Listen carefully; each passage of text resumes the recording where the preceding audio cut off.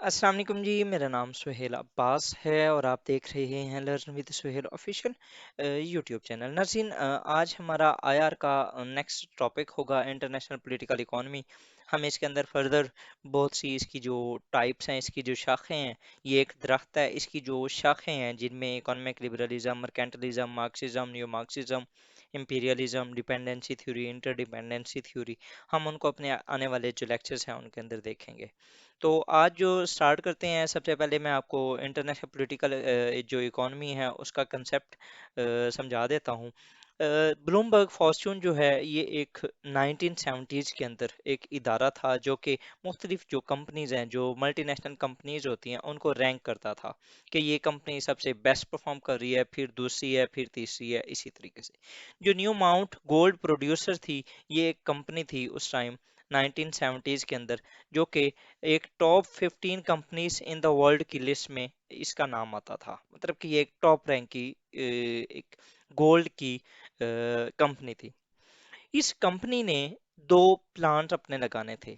ठीक है, इसने अपने दो प्लांट्स लगाए। एक लगाया इंडोनेशिया के अंदर, यहाँ पर बोयात बे के अंदर, और दूसरा था मिन्हासा बे, यूएसए के अंदर। ठीक है, इस दोनों जगहों पर जब इसने अपना काम स्टार्ट किया, तो आपको पता है जब भी कहीं पर कोई इंडस्ट्री लगती है तो उसकी पॉल्यूशन होती है। इसकी वजह से इंडोनेशिया के अंदर ये जो बे था, इसको ये पॉल्यूट होना स्टार्ट हो गया, और यूएसए के अंदर जो ये बे था, मिन्हासा बे, ये पॉल्यूट होना स्टार्ट हो गया। जब ये दोनों जगहों पे पानी खराब हुआ, पानी की आलूदगी बढ़ी, तो वहाँ की जो गवर्नमेंट्स थी उन्होंने इस कंपनी को पेनलाइज किया। ठीक है, due to pollution of base water both countries penalize the new bound. अब इसमें क्या हुआ है कि इंडोनेशिया के अंदर उस कंपनी ने $30 मिलियन दिए और गवर्नमेंट को चुप करवा दिया। ठीक है, इंडोनेशिया के अंदर कंपनी ने गवर्नमेंट को $30 मिलियन दिए और उन्होंने वो जो उसकी पेनल्टी थी उसको खत्म कर दिया। जबकि यूएसए के अंदर new mount was band under the clean water act. अब जो पहले वाला इंडोनेशिया वाला केस था, उसके अंदर जो एक कंपनी थी, एक मार्केट थी, उसने स्टेट को इन्फ्लुएंस किया था, मतलब कि स्टेट के डिसीजन को बदलने पे मजबूर किया। जबकि on the other hand USA के अंदर स्टेट ने जो इकोनॉमी थी, जो एक मार्केट थी, जो एक ऑर्गेनाइजेशन थी, उसको वहां से बोरिया बिस्तर लपेटने पे मजबूर कर दिया। पहले वाला जो सीन था इंडोनेशिया वाला, उसके अंदर मार्केट का इन्फ्लुएंस था पॉलिटिक्स के ऊपर। दूसरे वाले केस में पॉलिटिक्स का इन्फ्लुएंस था मार्केट के ऊपर। इससे हमें ये महसूस होता है कि दुनिया के अंदर जो इंटरनेशनल रिलेशंस का कंसेप्ट है, उसके अंदर स्टेट्स जो होती हैं वो मार्केट के अंदर, और मार्केट्स जो होती हैं स्टेट के अफेयर्स के अंदर इंटरवीन कर सकती हैं। ठीक है, और वो करती हुई नजर आई भी हैं। ये एक सिंपल सी एग्जांपल थी। ठीक है, अब हम चलते हैं फर्दर। जो है ये है इंटरनेशनल पॉलिटिकल इकोनॉमी। अब इंटरनेशनल पॉलिटिकल इकोनॉमी के इस कंसेप्ट को लेके फर्दर मुख्तलिफ जो थ्योरिस्ट्स हैं, मुख्तलिफ जो फिलासफर्स थे इन द हिस्ट्री, उनके मुख्तलिफ किस्म के कंसेप्ट थे। हम उन कंसेप्ट को देखेंगे। वो जो कंसेप्ट थे वो बेसिकली थ्योरीज थी।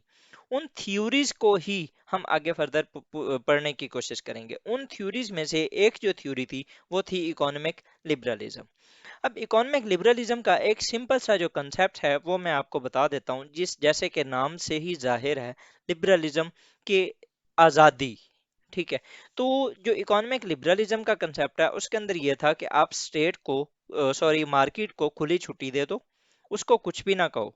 स्टेट को सिर्फ कुछ जो पॉलिटिक्स के अपने मसाइल हैं उसको हल करने दें। बाकी जो सारी चीज़ें हैं, जो मार्केट की चीज़ें हैं, उनके ऊपर स्टेट का कोई दबाव या कुछ भी नहीं होना चाहिए। ठीक है, तो इसको हम फर्दर जो इसके कंसेप्ट्स क्या थे, इसकी मेजर अजम्पशंस क्या थी, ये कहना क्या चाहते हैं, इसके प्रोपोनेंट्स क्या थे, इसको इसके ऊपर कोई क्रिटिक भी हुई थी, हम आज वो इकोनॉमिक लिबरलिज्म को डिस्कस करते हैं। सबसे पहले जी, ये एडम स्मिथ ने ये कंसेप्ट दिया था 16th सेंचुरी के अंदर। उन्होंने अपनी एक बुक लिखी थी, the wealth of Nations.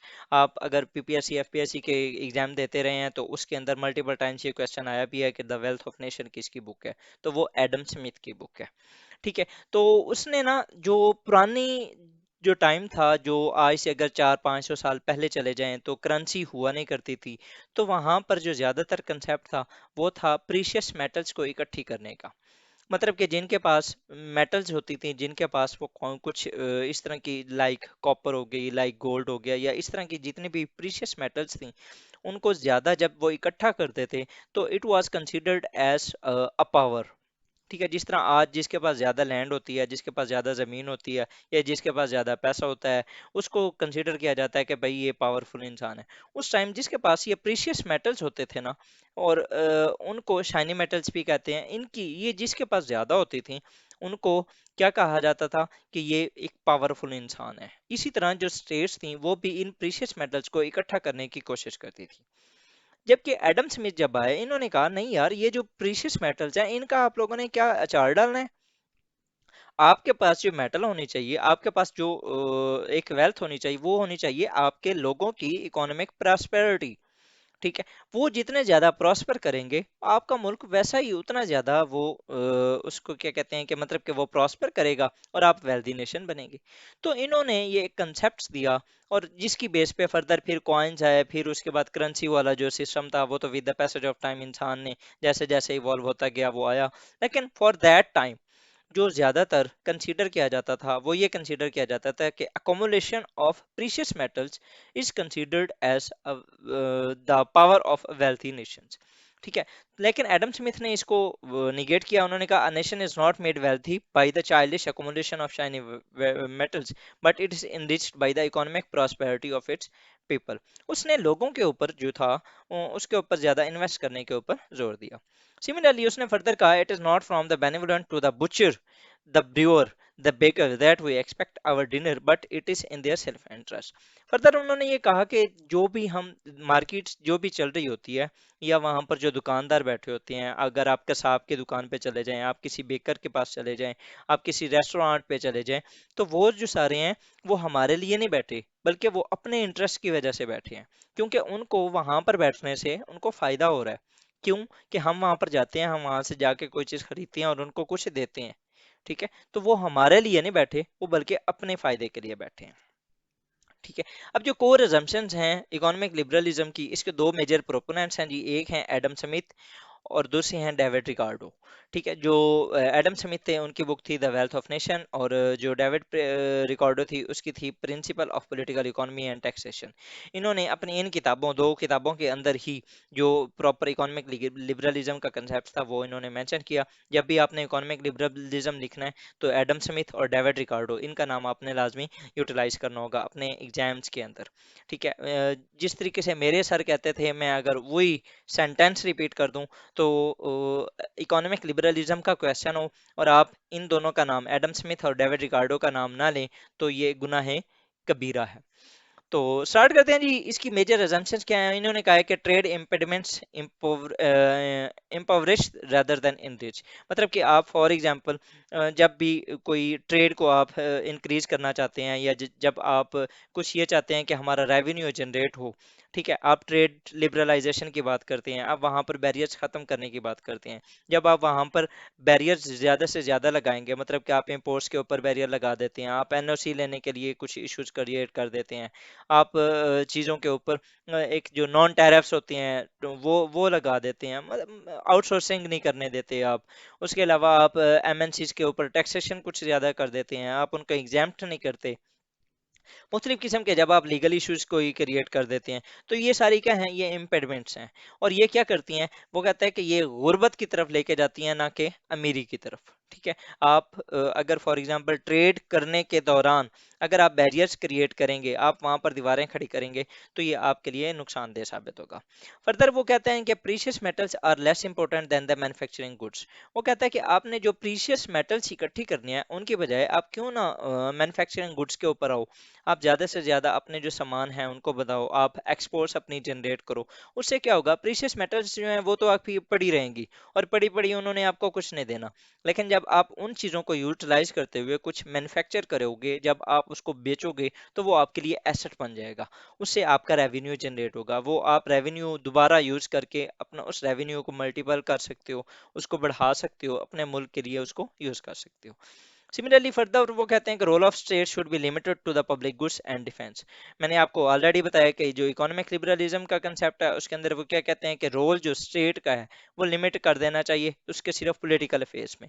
Economy के अंदर फ्री मार्केट होनी चाहिए, मतलब कि उसके अंदर स्टेट का कोई रोल नहीं होना चाहिए। फर्दर वो कहता है जी कि ओनरशिप ऑफ प्राइवेट प्रॉपर्टी होनी चाहिए, मतलब कि जो कुछ जो कमाए वो उसी का, उसके अंदर स्टेट को कोई अपना रोल प्ले नहीं करना चाहिए। इसकी आपको मैं एक या दो एग्जांपल दे देता हूँ। नेशनलाइजेशन जब हुई थी 1970s के अंदर, जब भुट्टो ने किया था, तो उसके बाद फॉरेन डायरेक्ट इन्वेस्टमेंट पाकिस्तान के बाद तकरीबन जीरो हो गई थी। और दैट इज़ द रीज़न कि आज तक हम उस फॉरेन डायरेक्ट इन्वेस्टमेंट की वजह से हम लड़ रहे हैं बाद से जो इन्वेस्टर्स हैं उनको मुल्क में लाने के लिए। आप ये देखें कि पाकिस्तान के इस वक्त भी पाकिस्तान के अंदर जो फॉरेन डायरेक्ट इन्वेस्टमेंट है वो सिर्फ $2 बिलियन है। ठीक है। और दुनिया के अंदर अब अगर फॉर एग्जांपल आप सिर्फ इंडिया के अंदर देखें तो 60-70 के पता नहीं 100+ बिलियन डॉलर्स उसकी फॉरेन डायरेक्ट इन्वेस्टमेंट है। इसी तरह बांग्लादेश के अंदर है। तो मल्टीपल ऐसी नेशंस हैं जिन्होंने अपने मुल्क के अंदर ज़्यादा से ज़्यादा इन्वेस्टर्स के लिए एक स्मूथ और अच्छा प्लेटफॉर्म उन्हें दिया, तो उन्होंने वहां पर आके इन्वेस्टमेंट की भी सही। ठीक है। तो ओनरशिप ऑफ प्राइवेट जो प्रॉपर्टी है it leads to economic prosperity, मतलब कि लोगों को, क्योंकि उनको पता होता है कि जो कुछ मैंने कमाना है वो मेरा होना है, तो वो ग्रीड जो होती है ना इंसान की, वो उसको ज़्यादा से ज़्यादा आगे मूव करने की एक शह देती है। उसके बाद ये एक विन विन सिचुएशन होती है फॉर ऑल। ये कैसे होती है ये इसको मैं आपको अगली स्लाइड के अंदर मैं समझाता हूँ। उसके बाद जी ये क्या कहते थे कि ये opposition of tariffs, barriers, domestic subsidies, sanctions, blockade. अब कुछ इस तरह की नेशंस होती हैं जो कि कुछ टैरिफ्स लगा देती हैं, मतलब कि अगर फॉर एग्जांपल हमने कुछ बाहर से कोई गाड़ियां मंगवानी है तो हम उनके ऊपर एक्स्ट्रा टैक्सेशन लगा देते हैं, हम उसके ऊपर एनओसीज वगैरह, या हम उसके ऊपर कुछ भी किसी भी किस्म का कोई बैरियर अगर इम्पोज करना। ठीक है। आप सब्सिडीज दे देते हैं अपनी जो लोकल इंडस्ट्रीज हैं, लाइक पाकिस्तान के अंदर अगर सुजुकी कुछ बना रही है तो हम उसको फेवर देना चाहते हैं तो हम उनको सब्सिडीज देंगे, होंडा और बाकी सबको नहीं देंगे, ताकि सुजुकी जो है वो परवान चढ़ जाए, क्योंकि वो पाकिस्तान की अपनी है। मैं एक जैसे एक एग्जांपल दे रहा हूँ, मतलब कि अपनी जो अब जिस तरह हम स्टील मिल, पीआईए, इनके साथ हम कर रहे हैं, हम उनको सब्सिडीज देते हैं, हम उनके पता नहीं कितने कितने खसारे जो हैं वो स्टेट अपनी जेब से दे रही होती है। वो क्या रीजन क्या है? ताकि ये बूम कर जाएं और इससे मुल्क के अंदर कोई रेवेन्यू जनरेट हो सके। आल दो कि हमारा ये जो सिस्टम है ये खराब जा रहा है, लेकिन ओवरऑल जो इकोनॉमिक लिबरलिज्म का कंसेप्ट है उसके अंदर ये tariffs, barriers, domestic subsidies, sanctions, blockers, ये सारा कुछ वो कहते हैं कि नहीं होने चाहिए। ठीक है। ताकि जो ट्रेड है वो स्मूथ हो और मुल्क के अंदर इकोनॉमी जो है वो जनरेट हो। अब इसके ना दो कंसेप्ट थे, एक इकोनॉमीज ऑफ स्केल था और इनविजिबल हैंड था। ये एडम स्मिथ ने ही कहा था। उसने कहा था कि जो इकोनॉमी है वो आपकी खुद ब खुद इंसान के लालच की बेस पे चलती है। ठीक है। और वो कैसे चलती है, उसने एक ना साइकिल बताया था। उसने कहा कि government role must be limited to the defence and, पर ये ऑलरेडी हमने बता दिया है। उसने कहा कि अगर फॉर एग्जांपल अब ये वो अपना साइकिल बता रहा है, ये जो एक इनविजिबल हैंड का कंसेप्ट है ना, ये वो इसके अंदर यहाँ पर वो शो कर रहा है, वो बताता है कि जब आप किसी भी चीज़ की प्रोडक्शन को इंक्रीज करोगे तो उसकी जो ऑटोमेटिकली कॉस्ट है वो कम हो जाएगी। मतलब कि आप अगर फॉर एग्जांपल 10 चीज़ें बना रहे हो, लेट्स सपोज कि ये मेरा एक पेन है। ठीक है। अगर मैं फॉर एग्जांपल इसकी सिर्फ 10 इस तरह के पेन बनाता हूँ तो मेरी कॉस्ट जो होगी वो ज़्यादा होगी। लेकिन अगर यही जो पेन है मैं 1,000 बना देता हूँ या लाख बना देता हूँ, तो वो जो मैंने कॉस्ट इसके ऊपर मेरी लग रही थी ना पहले 10 रुपए, वो अब मेरी 1 या 2 रुपए बन जाएगी, या इससे भी शायद कम हो जाए। क्योंकि जब आप क्वांटिटी ज़्यादा कर देते हैं तो आपकी ऑटोमेटिकली जो कॉस्ट होती है ना उस चीज़ के ऊपर वो कम हो जाती है। जब आपकी प्रोडक्शन ज़्यादा होगी तो आप कॉस्ट कम होगी। जब कॉस्ट कम होगी तो उसको हर कोई खरीद सकेगा, प्राइस जो होगी उसकी वो कम हो जाएगी। जब उसकी प्राइस कम होगी तो परचेजिंग पावर विल इनहेंस, मतलब कि जो लोग होंगे वो ज़्यादा से ज़्यादा खरीद सकेंगे। अब अगर ये 10 रुपए का है तो इसको बहुत कम लोग खरीदेंगे, लेकिन अगर ये 1 रुपए का है तो इसे हर कोई खरीदेगा। ठीक है। क्योंकि 1 रुपया तो सबके पास होगा ना, 10 रुपए शायद किसी के पास ना हो। ठीक है। तो जब इसकी परचेजिंग पावर ज्यादा होगी, मतलब कि लोगों की परचेजिंग पावर ज्यादा होगी, उससे क्या होगा कि डिमांड विल इंक्रीज। ठीक है। अब अगर फॉर एग्जांपल ये 10 रुपए का था तो लोग कम खरीद रहे थे क्योंकि इसकी पावर, इसकी जो प्राइस थी वो ज्यादा थी। लेकिन जब ये 1 रुपए का हो गया तो अब इसको लोग ज्यादा खरीद रहे हैं। जब लोग ज्यादा खरीद रहे हैं मतलब कि इसकी डिमांड बढ़ रही है। जब डिमांड इंक्रीज होगी तो इन्वेस्टर जो होगा जिसने ये पेन बनाना है वो क्या करेगा, वो इसको और ज्यादा, इसकी जो प्रोडक्शन है उसको ज्यादा कर देगा। जब उसकी प्रोडक्शन ज्यादा होगी, अगेन उसकी अगर फॉर एग्जांपल पहले 1 रुपया लग रहा था इसको बनाने के अंदर, अब वो 0.50 के ऊपर आ जाएगा। जब 0.50 के ऊपर आएगा तो इसकी फर्दर जो प्राइस होगी वो कम होगी। इस तरह ये जो एक साइकिल है ना वो चलता रहता है, मतलब कि आप प्रोडक्शन इंक्रीज करते हो, उसकी प्राइस कम होती है, प्राइस कम होने से आपकी परचेजिंग पावर ज्यादा होती है, लोग ज्यादा खरीदते हैं, डिमांड उस चीज की ज्यादा बढ़ती है। ठीक है, अब जब डिमांड बढ़ती, इन्वेस्टर जब उसके ऊपर इन्वेस्ट करेगा तो उससे क्या होगा, टैक्सेशन इंक्रीज होगी। अब फॉर एग्जांपल हर चीज, जब भी ये एक पेन भी बिकेगा तो इसके अंदर मैंने लाजमी, जब भी मैं इसे खरीदने जाऊंगा तो जाहिर बात है इसके अंदर जो एक इनडायरेक्ट टैक्सेशन है वो तो मैंने पे करनी है। ठीक है, जब टैक्स मैं पे करूंगा तो उससे ऑटोमेटिकली क्या होगा, स्टेट का भी फायदा होगा। अब इसमें फायदा जो मैंने लास्ट जो स्लाइड थी उसके अंदर एक बात लिखी थी मैंने, win win situation for all. अब देखें इसके अंदर जो इन्वेस्टर है, इन्वेस्टर की जो ग्रोथ है, उसकी जो सप्लाई है, मतलब कि उसकी जो प्रोडक्शन है वो इंक्रीज हो रही है। जब उसकी प्रोडक्शन इंक्रीज हो रही है तो उसकी सेल भी ज्यादा हो रही है, उसको रेवेन्यू जनरेट हो रहा है। ठीक है, पहला ये एक एक आंसर है। दूसरा, मैं हूं कंज्यूमर, मैं जब इसे पहले लेने गया था तो ये 10 का था, मैंने नहीं लिया, लेकिन जब 1 का था तो मैंने ले लिया, बल्कि मैंने 5 ले लिए। अब इससे क्या होगा, मेरे लिए भी ये फायदामंद था, क्योंकि मेरे लिए मुझे सस्ता मिल गया, मैंने ले लिया। मेरे लिए भी विन विन सिचुएशन, इन्वेस्टर के लिए भी। तीसरा आ जाता है यहाँ पर स्टेट। स्टेट ने इन्वेस्टर को यहाँ पर मौका दिया, उसने कहा जी आप चलाओ, मैं आपको कुछ नहीं कहता।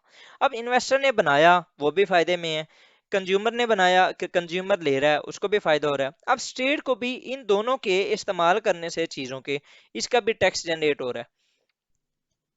जब टैक्स जनरेट हो रहा है तो मतलब इसका रेवेन्यू जनरेट हो रहा है, जब रेवेन्यू जनरेट हो रहा है तो स्टेट को भी फायदा हो रहा है। तो अब ये विन विन सिचुएशन हो गई ना सबके लिए। ठीक है, that is the concept of economic liberalism. वो ये कहते हैं कि जो इकोनॉमी है वो एक सेल्फ रेगुलेटरी है, इसके अंदर एक कोई इनविजिबल हैंड है जो कि इसको चला रहा है। ठीक है, ये मार्केट इज सेल्फ रेगुलेटरी, मतलब कि आप इसको कुछ भी ना करो, मार्केट के अंदर आप इंटरवीन ना करो, ये खुद ब खुद ही अपने आप को रेगुलेट करती रहती है। उसके बाद फर्दर आ जाते हैं डेविड रिकार्डो का जो प्रिंसिपल है उसके अंदर ना, वो कहता है कंपैरेटिव एडवांटेज की और स्ट्रेंथ ऑफ स्पेशलाइजेशन की और अपॉर्चुनिटी कॉस्ट की। उसके अंदर ना वो ये कहता है कि अगर फॉर एग्जांपल लेट्स सपोज के पाकिस्तान के अंदर ना कुछ इस तरह का है कि पाकिस्तान, एग्जांपल देते हैं जी, टेक्सटाइल है। ठीक है, पाकिस्तान जो शर्ट्स है ना वो एक अच्छी बना लेता है। ठीक है, लेकिन जो पाकिस्तान की ज्यादातर अवाम है वो एग्रीकल्चर के ऊपर लगी हुई है। ठीक है, अब एग्रीकल्चर से भी वो कुछ कमा रहे हैं और टेक्सटाइल से भी अच्छा कमा रहे हैं। ठीक है, लेकिन जो है हम उस अपने फुल पोटेंशियल को यूटिलाइज नहीं कर रहे। ठीक है, इसके अंदर जो डेविड रिकार्डो है वो ये कहता है कि आप जिस चीज के अंदर अच्छे हैं आप उसको यूटिलाइज करें, उसको फुली एक्सप्लॉइट करें, और उधर से ज्यादा कमा के आप जो थोड़ी चीज कमा रहे हैं आप उसके ऊपर यूटिलाइज कर लें। ठीक है, मतलब कि आप शर्ट्स जो हैं वो पाकिस्तान बहुत अच्छी बना लेता है। ठीक है, पाकिस्तान शर्ट्स बहुत अच्छी बना लेता है, ये कॉटन की, जिस तरह पाकिस्तान के अंदर टेक्सटाइल की इंडस्ट्री है वो बहुत ज्यादा बूम करती है। लेकिन पाकिस्तान, लाइक फॉर एग्जांपल, ये मैं एग्जांपल ही जस्ट दे रहा हूँ, पाकिस्तान जो वीट है ना ये अच्छे तरीके से नहीं उगा पा रहा। ठीक है, लेकिन पाकिस्तान इसके ऊपर भी काम कर रहा है और पाकिस्तान इसके ऊपर भी काम कर रहा है। ठीक है, लेकिन इसका जो एक फुल पोटेंशियल है हम उसको रिसीव नहीं कर रहे, और इसका भी फुल पोटेंशियल हम इसको रिसीव नहीं कर रहे। इसका फुल पोटेंशियल इसलिए नहीं यूज कर रहे कि हम अपनी कुछ एनर्जी यहाँ पर भी लगा रहे हैं।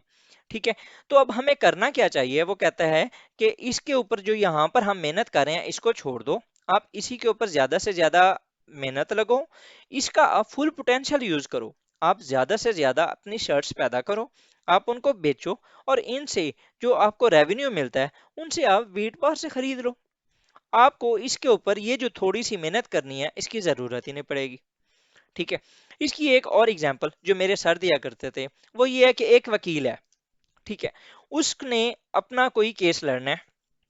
ठीक है, वो केस लड़ने के लिए वो लाजमी अपने लिए एक वो टाइपिंग वगैरह वो खुद करता है, वो जाके जीरा वगैरह अपनी खुद करता है, और सारे काम ना वो खुद करता है।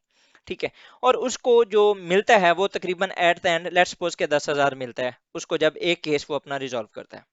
लेकिन with the passage of time वो ये देखता है कि यार मैं जो हूँ, मैं ये ज्यादा काम जो इन चीजों के ऊपर कर रहा हूँ, मतलब कि मैं टाइपिंग खुद कर रहा हूँ, मैं जाके जीरा खुद कर रहा हूँ, क्यों ना मैं टाइपिंग वाला काम अपने किसी और बंदे को साथ अटैच करके उसको दे दूं और मैं ज्यादा पैसे कमा लूं। मतलब कि मैं ज्यादा केस लूंगा, वो जो थोड़ा टाइम मेरा होगा जिसको मैं इस टाइपिंग के ऊपर इस्तेमाल करता हूँ, मैं उसको यहाँ पर इस्तेमाल नहीं करूंगा, वो किसी और के जिम्मे लगा देता हूँ और मैं ज्यादातर अपना काम जीरा के ऊपर लगा देता हूँ। तो वो क्या करेगा, एक 3-4 हजार में एक अपनी सेक्रेटरी हायर कर लेगा या एक टाइपिंग मास्टर कोई वो कर लेगा हायर। अब वो क्या करेगा, वो ज्यादातर जो अपना टाइम होगा वो अपनी जीरा पे लगाएगा और वो अपने क्लाइंट्स के साथ बिजी होगा, और जो टाइपिंग वाला काम था वो अपने उस जो टाइपिंग मास्टर है उसको दे देगा, वो उसे टाइप करके दे देगा। अब इसमें उसका वो जो टाइपिंग करने वाला टाइम बचा, उसको वो यूटिलाइज करेगा वहां पर जहां पर वो उसको ज्यादा बेनिफिट दे सकता है। जहां पर पहले उसे एक क्लाइंट मिलता था, अब वो 3 से 4 क्लाइंट्स ले सकता है। ठीक है, अब वो उनके साथ डील कर सकता है और वो जो टाइम उसे बचाना था, वो उसकी जगह वो थोड़ा सा बस पे करके उसे, मतलब कि टाइपिंग मास्टर को जो वो पे करेगा वो उससे कई दर्जे कम होगा जितना उसको अर्न होगा। तो इसके अंदर जो डेविड रिकार्डो है वो ये कहता है कि आप जिस चीज के अंदर स्पेशलाइज हो, आप उसको यूटिलाइज करो, और उसको यूटिलाइज करते हुए आप इस तरीके से करो कि वो एक अपॉर्चुनिटी जो आपके पास है आप उसको अवेल करो। ठीक है, मैं फॉर एग्जांपल अब यहाँ पर हम पाकिस्तान के अंदर आते हैं। वो पाकिस्तान के अंदर वो कहता है कि पाकिस्तान के अंदर टूरिज्म की बहुत सारी ऐसी जगहें हैं जिनको पाकिस्तान यूज कर सकता है। तो पाकिस्तान के पास ये एक इसकी स्ट्रेंथ है, ये एक कंपैरेटिव एडवांटेज है। तो पाकिस्तान इसको यूटिलाइज करे और इससे वो रेवेन्यू जनरेट कर सकता है। सिमिलरली पाकिस्तान के अंदर बीफ मार्केट है, सिमिलरली पाकिस्तान के अंदर मैंगोज हैं, इस तरह की जो चीजें हैं पाकिस्तान इनके ऊपर इन्वेस्ट करे और जर मुबादला कमा सकता है।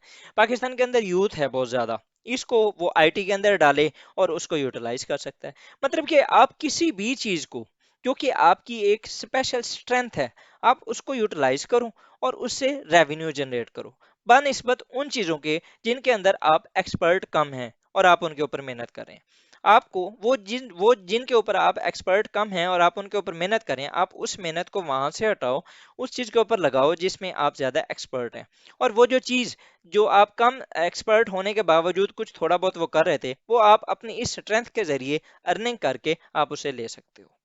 ठीक है, ये था डेविड रिकार्डो का प्रिंसिपल। ये थोड़ा सा मुश्किल जरूर था लेकिन होपफुली जिस तरीके से मैंने आपको बताया आपको अंडरस्टैंड हो गया होगा। बाकी फर्दर हैं जी, जो न्यू लिबरलिज्म की अजम्पशंस हैं उसके अंदर ये ऑलरेडी मैं आपको बता चुका हूँ कि ये फेवर करती है फ्री मार्केट की, एलिमिनेशन ऑफ ट्रेड बैरियर्स है, लेसर फेयर इकोनॉमी, ये वही है कि जिसका स्टेट का कोई रोल नहीं होना चाहिए मार्केट के अंदर, free movements of goods and capital, जिस तरह ग्लोबलाइजेशन का कंसेप्ट है, ये ऑलरेडी मैं आपको बता चुका हूँ। अब जो मर्केंटलिज्म है ये इसके बाद हम पढ़ेंगे। ये मैं जो ये टेबल है इसको मैं उसके अंदर आपको प्रॉपर अच्छे तरीके से गाइड कर दूंगा। अब इसके अंदर जो इसके ऊपर क्रिटिसिज्म है वो ये है कि जब आप इकोनॉमी को फ्री कर देते हो, जब आप स्टेट उसके अंदर रोल प्ले नहीं करती, तो ये क्या करता है, ये काज कर बन जाती है एक मोनोपोली ऑफ एमएनसीज की। इसकी एग्जांपल अगर मैं आपको दूंगा तो John D Rocky failure, D Rocky failure, ये एक जो इसको आप जाके एक बार सर्च कर लीजिएगा गूगल के ऊपर। ये यूएस का बिजनेसमैन था जिसने यूएस के अंदर 1900 के अंदर तकरीबन यूएस के अंदर एक ऑयल इंडस्ट्री का एक पूरा कार्टेल, जो भी एक नई इंडस्ट्री उठती थी ये उसको खरीद लेता था। मतलब कि इसने अपने आप को वहां पर मोनोपलाइज कर दिया था। इसी तरह अगर आप आजकल के दौर में देखें तो फेसबुक ये काम कर रहा है, वो व्हाट्सएप बना उसने उसको खरीद लिया, इसी तरह इंस्टा बना उसने उसको खरीद लिया, फेसबुक तो उसकी अपनी था ही। तो ये इस चीज़ की जो इकोनॉमिक लिबरलिज्म है उसके ऊपर क्रिटिक ये की जाती है कि ये काज बनती है, एक वजह बनती है, एक फैक्टर बनता है ऑफ मोनोपली। ठीक है, उसके बाद G compromise national security and interest. जिस तरह इंडोनेशिया के अंदर अब न्यू मोल्ड जो वो न्यू गोल्ड माउंट प्रोड्यूसर था उसने क्या किया था, उसने स्टेट के जो इंस्टीट्यूशन था या उसका जो डिसीजन था उसको उसने कंप्रोमाइज किया था। इसी तरह पाकिस्तान के अंदर भी मल्टीपल टाइम्स सुजुकी और ये जितने भी कार माफिया हैं इन्होंने बहुत ज़्यादा पाकिस्तान को इन्फ्लुएंस किया है in terms of decision making.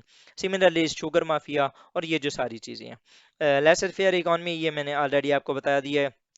कि इसको एक बार बस पढ़ लीजिएगा। ये कंसेप्ट जो है कि आपने अपनी जो इकॉनमी है या जो आपकी मार्केट है उसको आपने फ्री रखना है। तो ये था जी हमारा आज का लेक्चर, थोड़ा लंबा हो गया, सॉरी फॉर दैट। लेकिन होपफुली कि आपको इकोनॉमिक लिबरलिज्म का जो कंसेप्ट है ये आपको समझ आ गया होगा।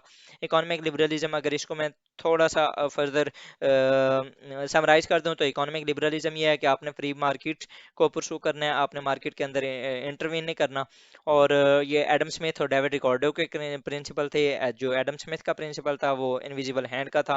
उसने कहा कि जो इंसान की ग्रीड है वही जो मार्केट है उसको रेगुलेट करती है। जबकि डेविड रिकार्डो जो था उसने कहा कि इंसान को ज़्यादा से ज़्यादा, जो स्टेट्स हैं या इंसान हैं, उसको अपनी जो स्ट्रेंथ है उसको यूटिलाइज करना चाहिए और ज़्यादा से ज़्यादा उसका कंपैरेटिव एडवांटेज लेना चाहिए, वो एक अपॉर्चुनिटी कॉस्ट को उसको यूटिलाइज करना चाहिए। तो और ये था जी हमारा आज का टॉपिक। होपफुली आपको अंडरस्टैंड हो गया होगा। अगर कोई कंफ्यूजन हो तो आप कमेंट बॉक्स में, या मेरा नंबर दिया होता है, आप उसके ऊपर रब्ता करके मुझसे पूछ सकते हैं। विद दिस वर जी, thank you for watching my video. अल्लाह हाफिज़।